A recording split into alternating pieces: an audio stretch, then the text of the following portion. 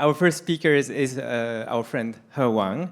Wang is from the Peking University. You can already set up. He is a professor of robotics and has pioneered new methods of 6D pose estimations, creating data for his own robots to develop. He has not only done that and created the EPIC lab, the Embodied Perception and Interaction lab at Peking University, but also coupled his efforts with helping society directly with his robots, with applications in plenty of sectors. And I will just not take any more of the stage time anymore. Wang.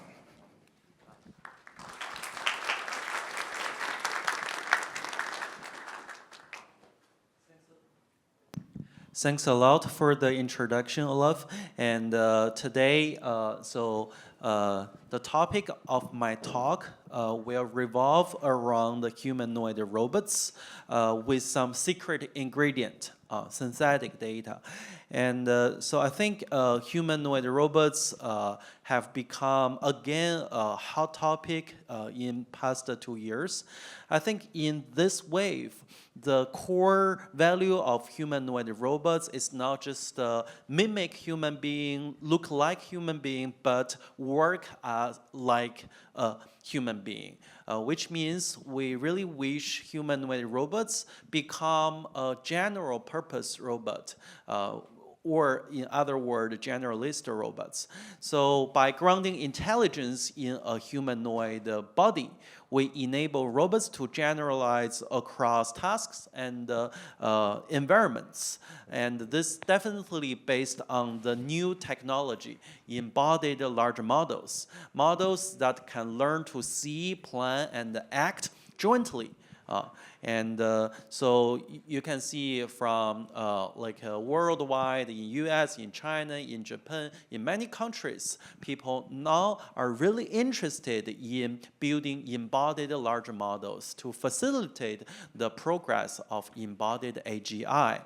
And thanks to Google, they proposed this nice neural network architecture, which is called the Vision Language Action Model. This is a large model which takes vision signal, visual signal, and the language command as input. Basically, it can perceive the surrounding environment, understand the task from human natural language instructions, and at the same time, it will output actions, basically like how each individual motor should move in the robotic hardware as output. And this model is an end-to-end approach to move the robot hardware and let it work. And a lot of people believe this is gonna be an ultimate approach to achieve generalist robots. And right now, just look at LLM, VLM, and also in autonomous driving, people all building all kinds of end-to-end models. And it seems that via this VLA approach, we're gonna get close to embodied AGI soon. But actually, there is a big bottleneck: data. For example, for autonomous driving, we need a lot of driving data. Those data come from humans that drive their own cars, right? For humanoid robots, what is that data? It's definitely not human videos on the internet. We need human to drive humanoid robot and let them work to collect data. That's why both Tesla and Stanford, a lot of research institutes now, devise new teleoperation device to enable such driving or a remote control behavior.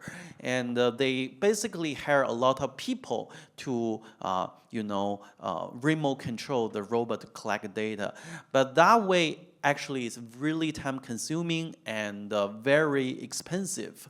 So far, to just train a battery sorting skill, Tesla need millions of trajectories. It takes 40 person more than 1 month to collect the data.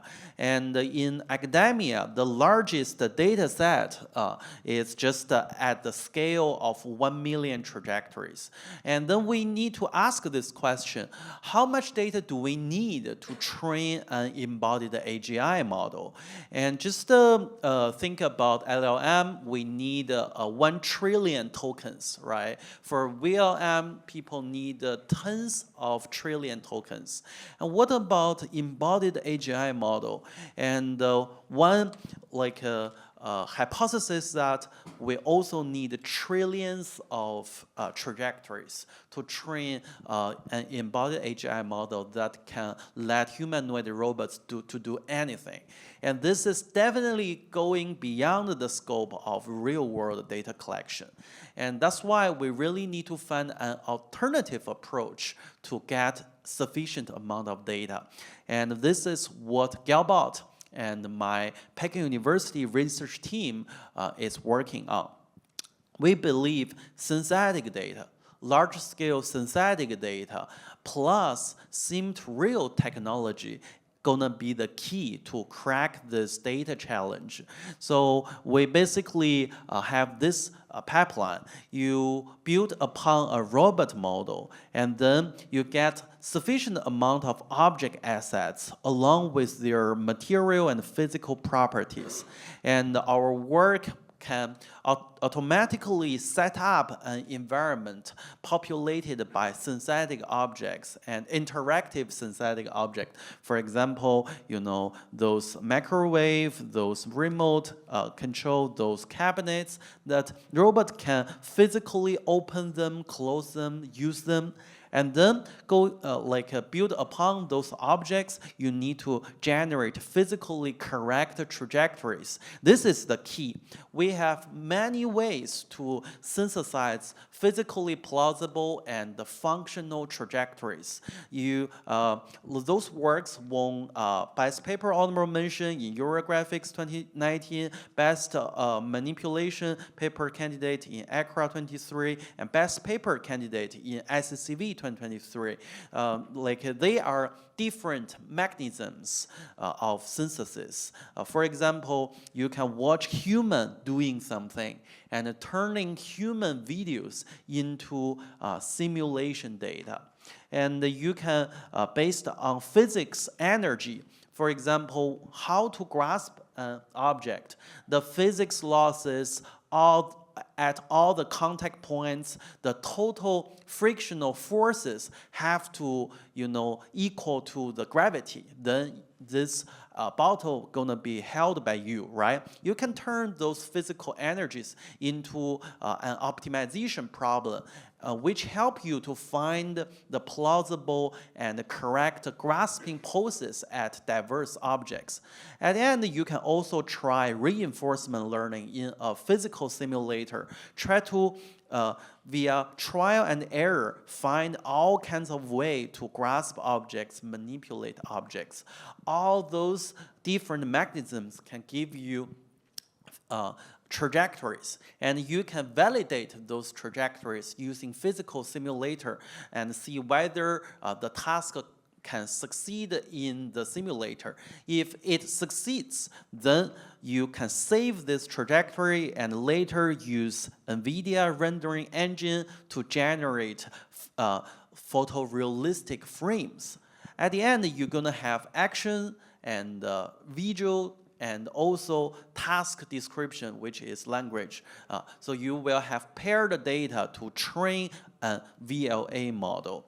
And so although the data come from synthetic world, but since sim-to-real technology will enable a direct transfer so that you can directly deploy this model in real world and make sure the model can directly work in real world. I know this sounds very abstract, very like confound. So I would give you some example. And this is our billion scale synthetic data for grasp anything.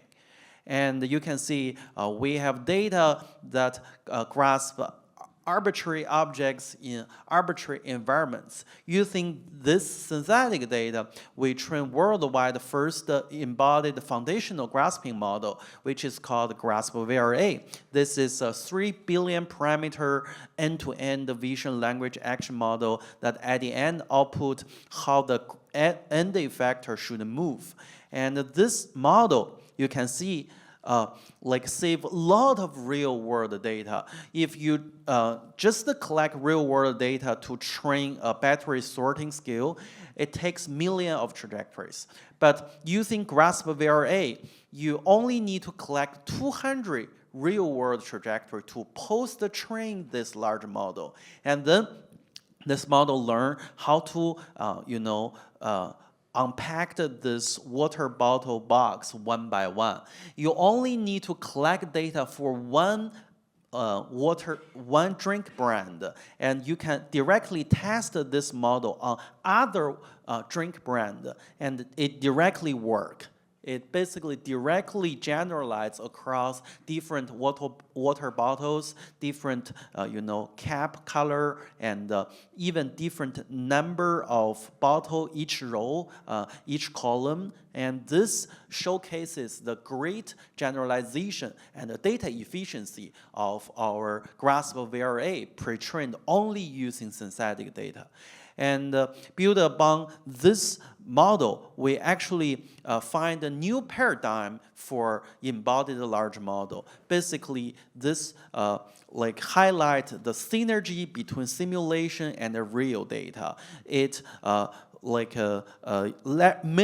mainly leverage synthetic data, and the real data is just less than 1% of total training data, serve as a complementary to synthetic data to mitigate the sim to real gap. A great example will be our grocery VRA, trained on our wheel-based humanoid robots. You can see in front of the robot, there is a realistic grocery shelf.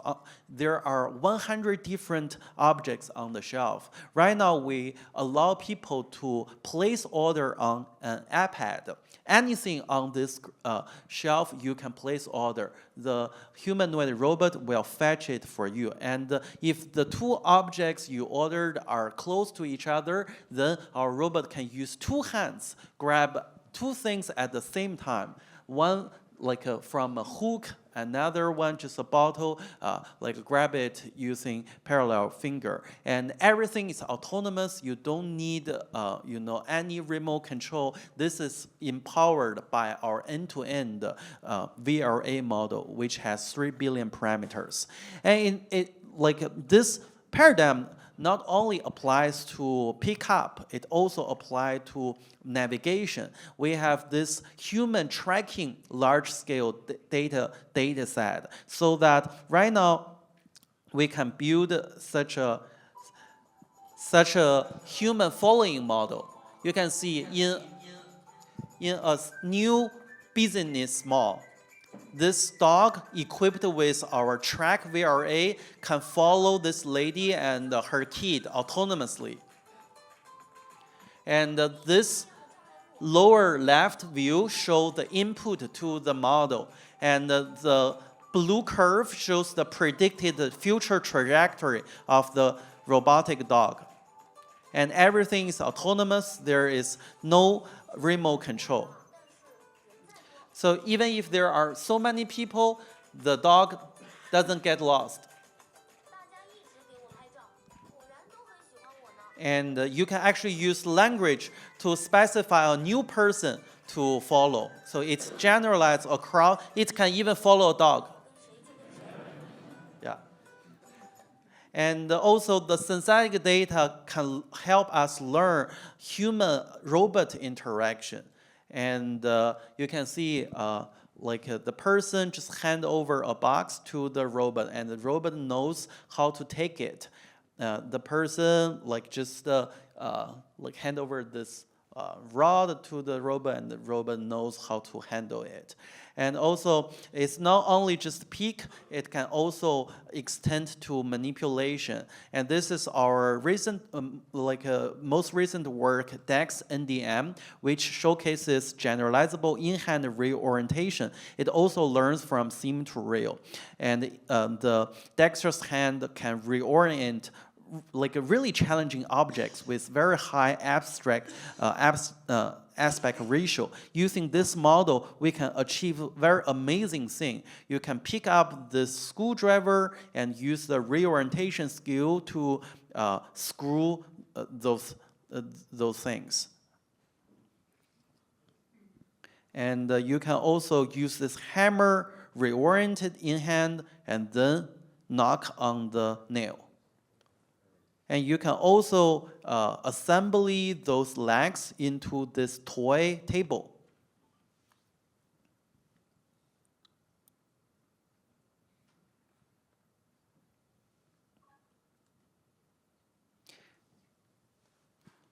And this reorientation skill is autonomous. It's not, someone is controlling it. And not only hand, we can also do whole body control, whole body tracking. This is our most recent video.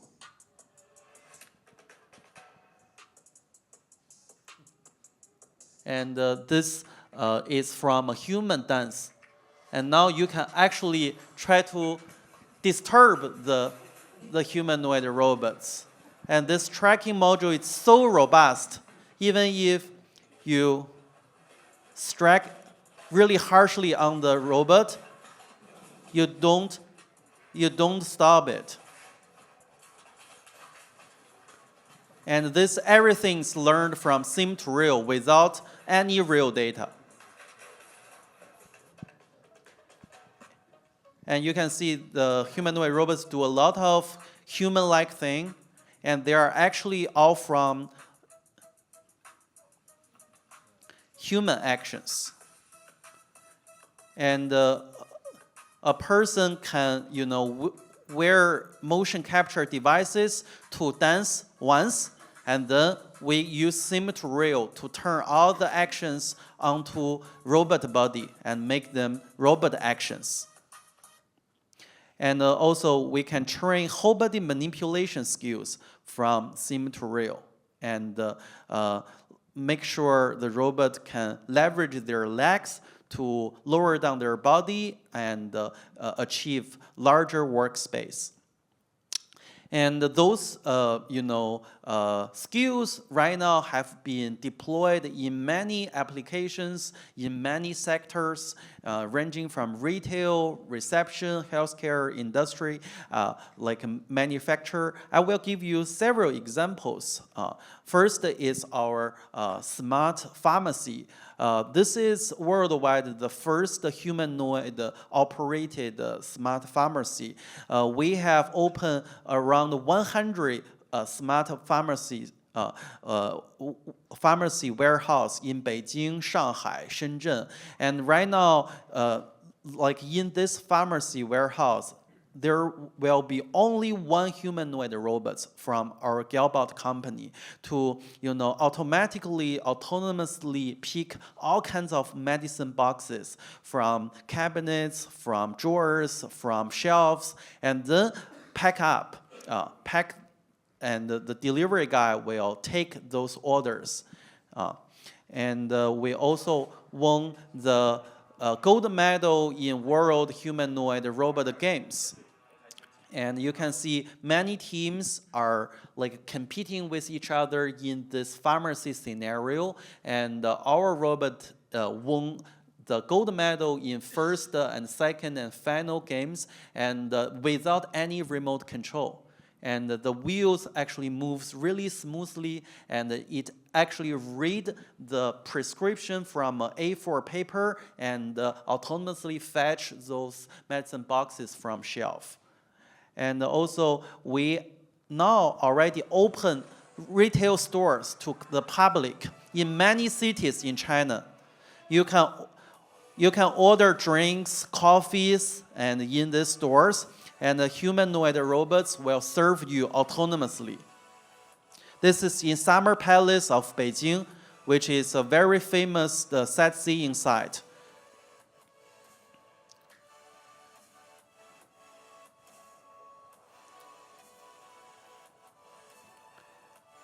Another store in Beijing. And famous Wang Fujing. Foreigners also shopped in. And also we have another humanoid robots to dance to attract people.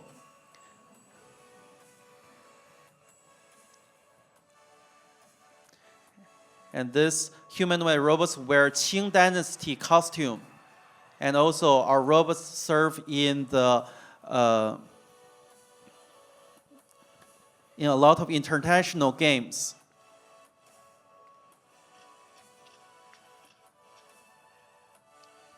And in Shenzhen, in a lot of cities. And also, in addition to retail stores, our robot also serve in manufacture industry. And this is like a tote moving and like a box transferring things. Everything is autonomous. It leverages the vision and the large models to identify the correct way to handle the boxes and transfer them to the production line. And at average, the moving speed actually catch up with human. And when it goes to lowest layer, the robot can lower down the body to find the boxes. And also in car factory right now, our robots can fetch and sort those auto parts. And you can see from the left side, those boxes, our robot can, get those auto parts autonomously and transfer to the station on the right side. This is a POC we did with top vehicle makers.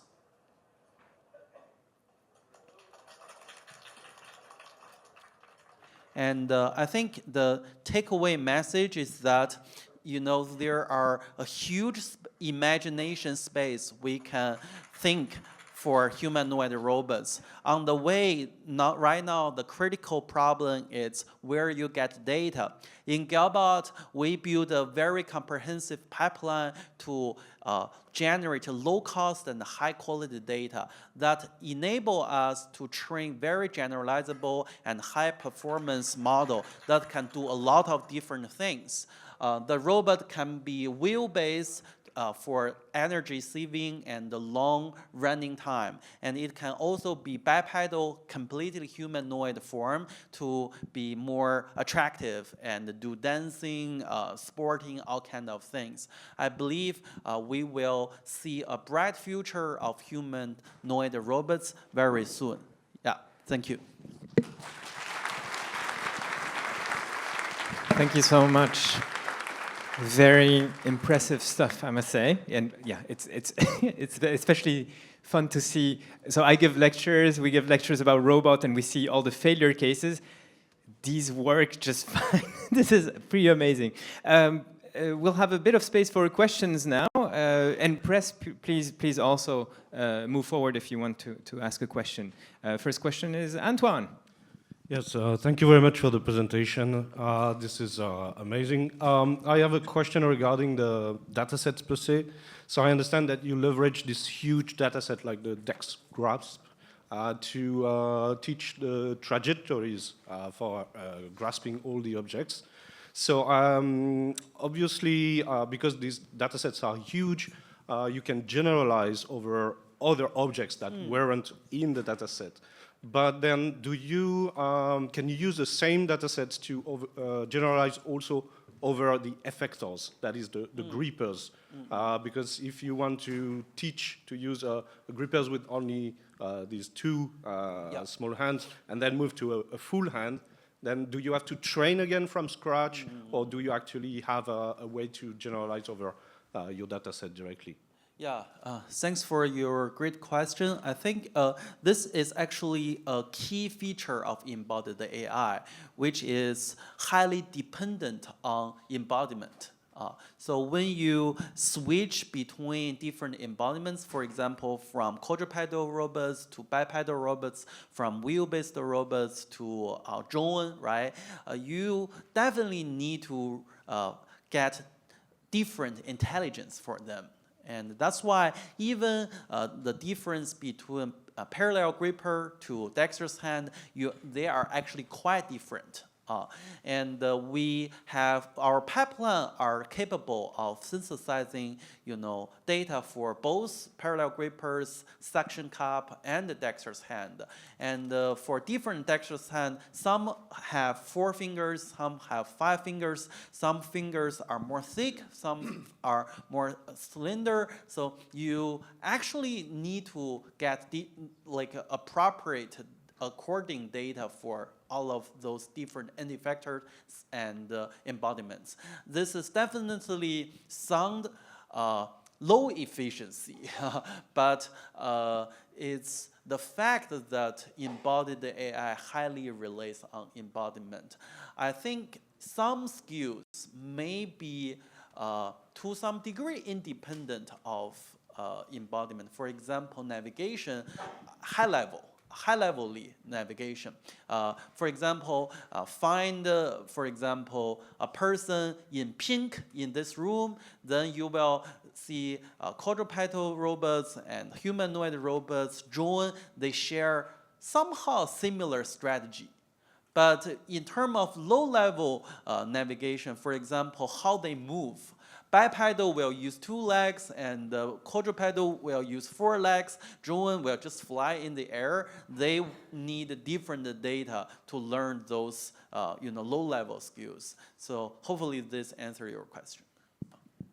Yeah, to be precise, for example, if you have several grippers that you're going to use, do you directly train your model with different sizes of grippers, or do you have to train again for each size of grippers, for instance? I think for parallel gripper, actually, there are some tricks enabling transferring between the grippers, because the only important thing is the middle point between the 2 gripper fingers. Mm-hmm. So you can let the model predict the trajectory of the middle point, and this allow you to use one model to harness all different grippers. But for dexterous hand, there is no such simple middle point.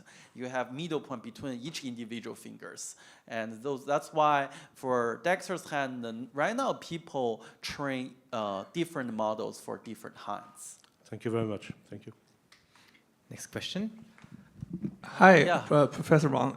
It's really nice to meet you here. And I would love to ask one simple question that is always being curious to me, because my direction, as you may know, is on the biological embodied intelligence.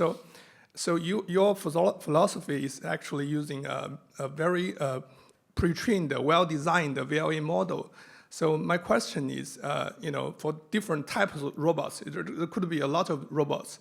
So we know the inference time for VLA model is pretty, consuming. So what's the solution of Galbot for this? I mean, for a large VLA model to adapt to different type of robots and efficient, maybe energy saving or something. Thank you. Yeah. I think it's similar to our human. We have like a slow system and a fast system, right? For something, for example, you ask me to grab this bottle, I will leverage my fast system, give you faster response, and immediately take action.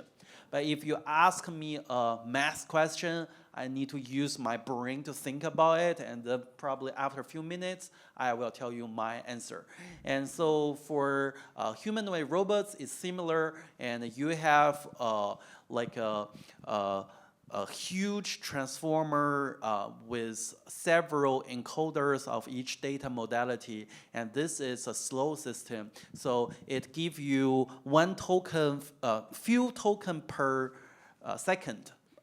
And you have a faster decoder, action decoder, that can use those output token from the slow system as context, quickly give you action output.